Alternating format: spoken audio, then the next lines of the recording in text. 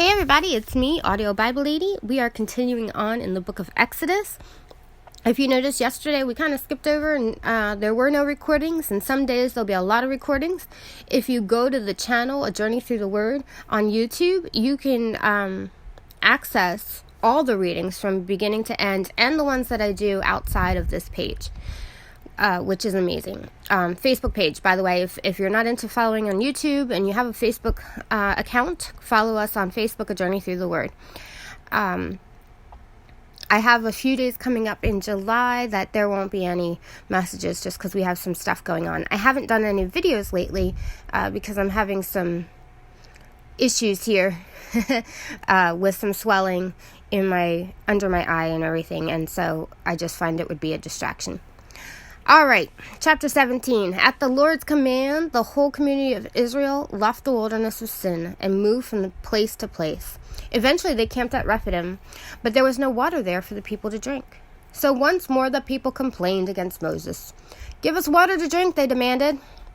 "Quiet," Moses replied. "Why are you complaining against me, and why are you testing the Lord?" But tormented by thirst, they continued to argue with Moses.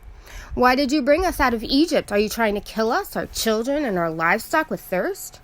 Then Moses cried out to the Lord, "What should I do with these people? They are ready to stone me."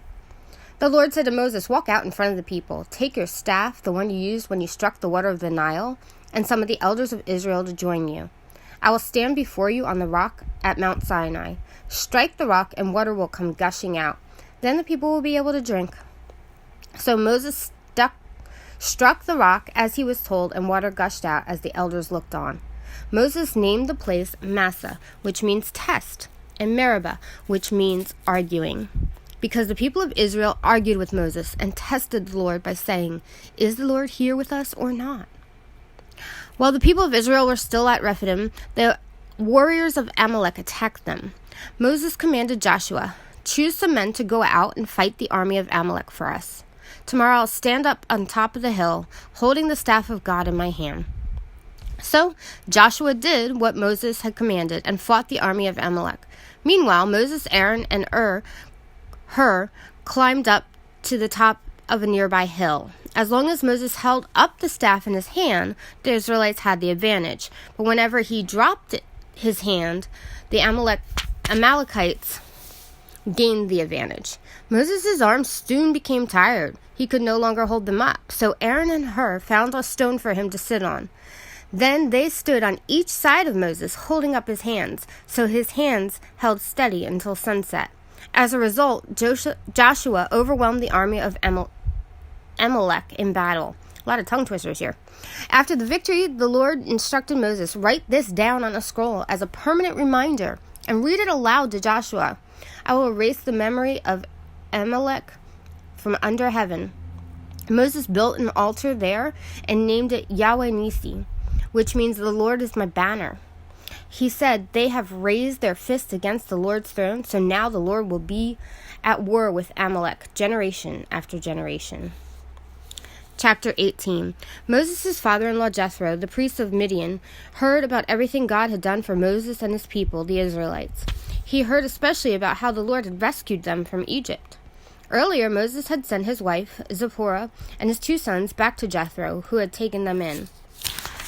Moses' first son was named Gershom, for Moses had said when the boy was born, "I have been a foreigner in a foreign land." His second son was named Eleazar, for Moses had said, "The God of my ancestors was my helper. He rescued me from the sword of Pharaoh." Jethro, Moses' father-in-law, now came to visit Moses in the wilderness. He brought Moses' wife and 2 sons with him, and they arrived while Moses and the people were camped near the mountain of God. Jethro had sent a message to Moses saying, "I, Jethro, your father-in-law, am coming to see you with your wife and your 2 sons. So Moses went out to meet his father-in-law. He bowed low and kissed him. They asked each other about each other's welfare, and then went into Moses' tent. Moses told his father-in-law everything the Lord had done to Pharaoh and Egypt on behalf of Israel. He also told about all the hardships they had experienced along the way and how the Lord had rescued his people from all their troubles. Jethro was delighted when he heard about all the good things the Lord had done for Israel as he rescued them from the hand of Egyptians. "Praise the Lord," Jethro said, "for he has rescued you from the Egyptians and from Pharaoh. Yes, he has rescued Israel from the powerful hand of Egypt. I know now that the Lord is greater than all the other gods, because he rescued his people from the oppression of the proud Egyptians." Then Jethro, Moses' father-in-law, brought a burnt offering and sacrifices to God.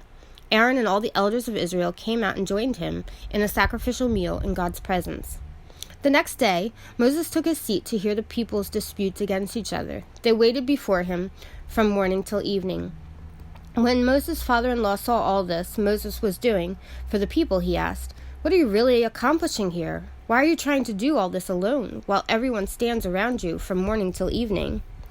Moses replied, "Because the people come to me to get a ruling from God. When a dispute arises, they come to me, and I am the one who settles the case between the quarreling parties. I inform the people of God's decrees and give them his instructions." "This is not good," Moses' father-in-law exclaimed. "You're going to wear yourself out, and the people too. This job is too heavy a burden for you to handle all by yourself. Now listen to me, and let me give you a word of advice, and may God be with you. You should continue to be the people's representative before God, bringing their disputes to him. Teach them God's decrees and give them his instructions. Show them how to conduct their lives. But select from all the people some capable, honest men who fear God and hate bribes. Appoint them as leaders over the groups of 1,150 and 10.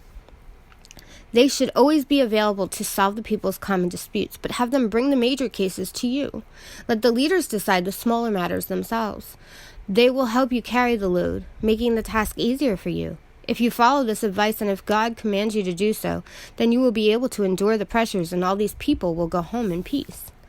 Moses listened to his father-in-law's advice and followed his suggestions. He chose capable men from all over Israel and appointed them as leaders over the people.